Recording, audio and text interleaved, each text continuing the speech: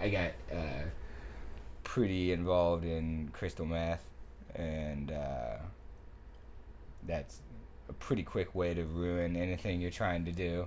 Like, 'cause I had all these ideas that like would keep coming, but the idea of like going to class didn't exactly go in line with that, and so I would like stay up for 3 days writing a story about ancient Japan and do nothing for any actual class. And like the story about ancient Japan wasn't for any actual class. So like I don't know. I think the humbling experience of like failing out of college and like ruining my life kind of did a lot for my writing. And so like since then I think it keeps my writing to a higher standard. I always try to assume that everyone in the audience who's reading anything I write is always smarter than me.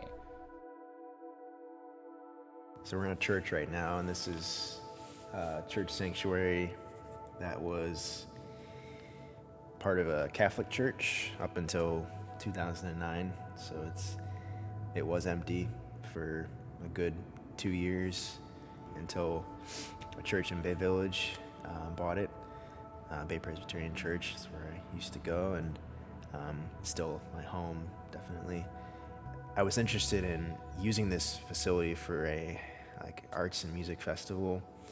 It was just something that was on my heart that I really felt led to do.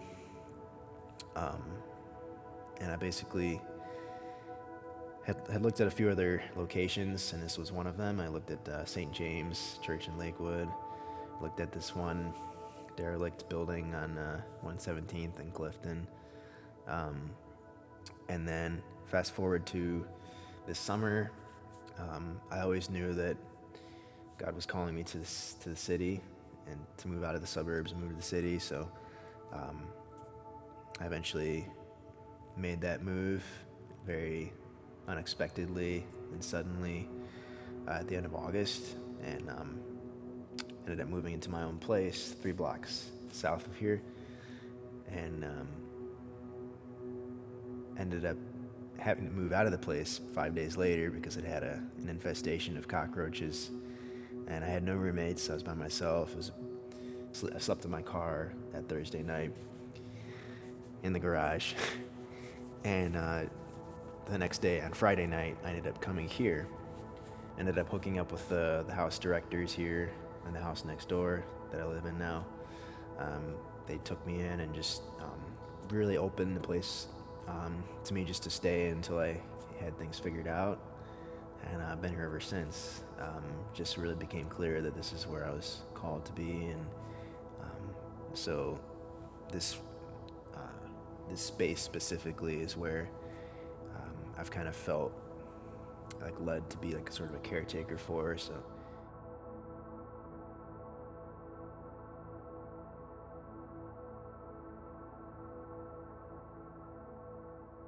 For me, I find that if I stop obsessively pushing with my creativity and trying to accomplish something, if I surrender that and allow myself to engage in a conversation with someone else, or allow myself to serve someone or go to work with a good attitude, like then I release that burden in me of having to achieve something, and then I find that suddenly I'm inspired again and I'm excited about my project again. So I think that surrender is paramount in creativity.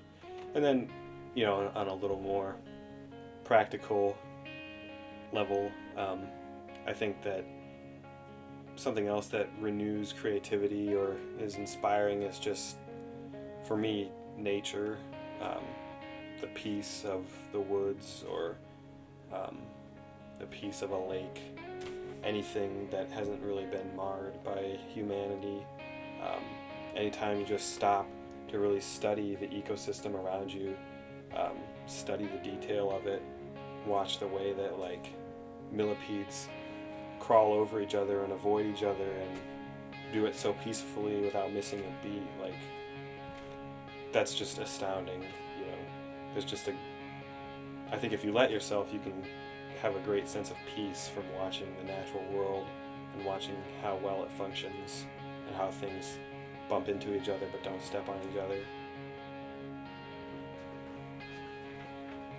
Throughout the ages, there was something inside of us like demanding expression. Some people might call that divinity. I don't know that I would, but it's certainly something.